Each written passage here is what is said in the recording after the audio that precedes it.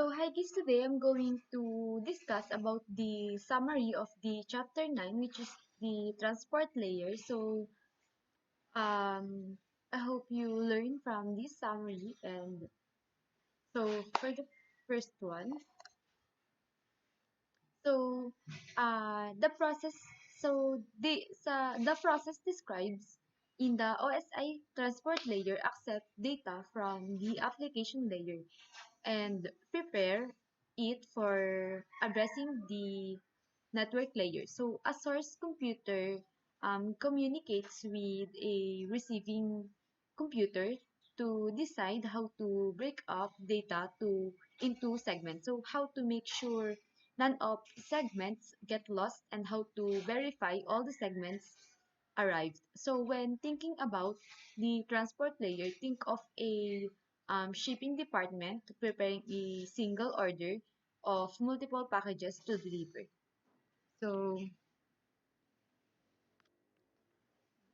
so for the transport layer protocols, the role of transport layer. So the transport layer, it is responsible for establishing a temporary communication between two applications and delivering between them. So an applications on a source host to to an application on a destination host.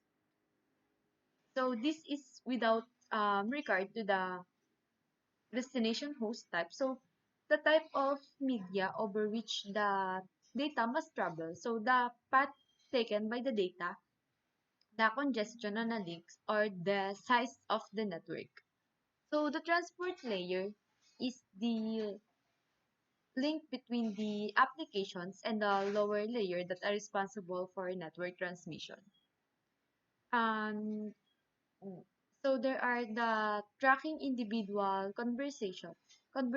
So at the transport layer, each set of data flowing between a source application and a destination application is known as a conversation. So a host may have multiple applications that are communicating across the network simultaneously. So each of these application communicates with one or more application on one or more remote hosts. So resp- it is the responsibility of the transport layer to maintain the track these multiple conversation. So data segmenting data and reassembling segments. So data must be prepared to be sent across the media in manageable pieces. So most networks have a limitation on the amount of data that can be included in a single packet. So the transport layer protocols have services that the application data into blocks that are appropriate size. So this includes the encapsulation required on each piece of data. So a header used for reassemble is added to each block of data. So the header is used to track the data stream. So to identifying the application. So to pass data streams to the proper application, the transport layer must identify the target application. So to accomplish this, the transport layer assign each an an identifier called a port number. So each software process that needs to access the network is assigned a port number unique to the host. So in conversation multiplexing, so to identify each segment of data, the transport layer adds a header containing a binary data organized into uh, several fields. So it is values in these fields that enable various transport layer protocols to perform different functions in managing data communication. So uh, the transport layer is also responsible for managing reliability requirements for a requirements of a conversation, different applications have different transport reliability requirements. So, the for the TCP feature, so it provides other services like establishing a session. So the TCP is a connection-oriented protocol. So a connection-oriented protocol is one that negotiates and establish a permanent connection or session between source and destination devices prior to forwarding any traffic. So through session establishment, the devices negotiate the amount of traffic that can be forwarded at a given time, and the communication data between the two can be closely managed. So reliable delivery. So in networking terms, reliable means ensuring that each segment ensuring that each segment that the source sends arrive at the destination. So for many reasons, it is responsible for a segment to become corrupted or lost completely as it is transmitted over the network.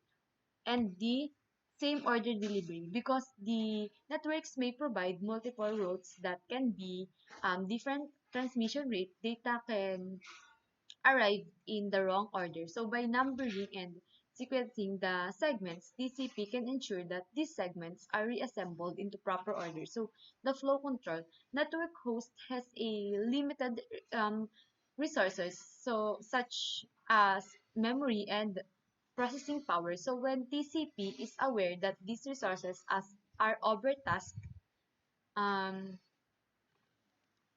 so this is done by TCP regulating the amount of data the source transmit. Flow control can prevent the need for retransmission of the data when receiving host resources are overwhelmed. So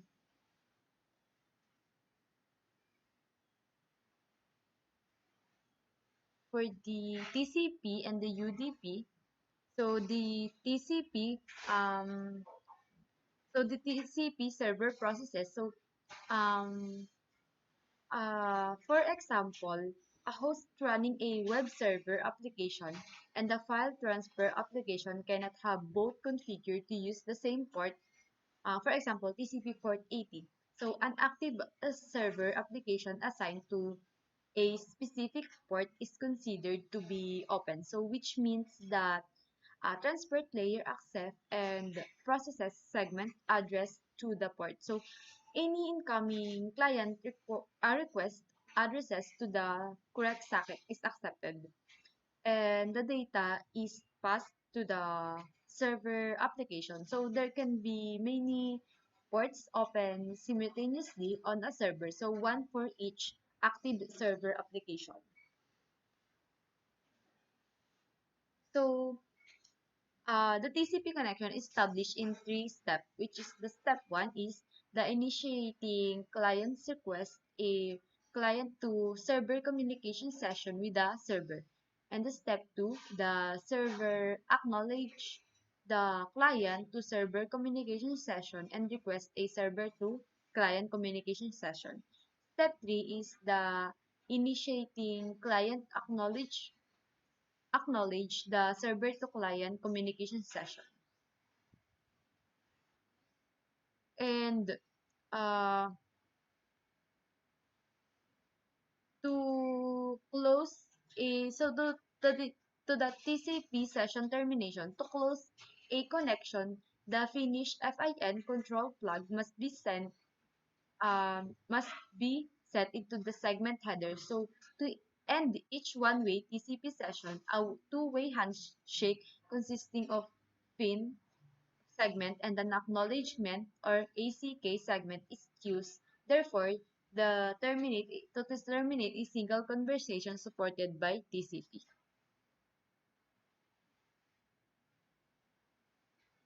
So,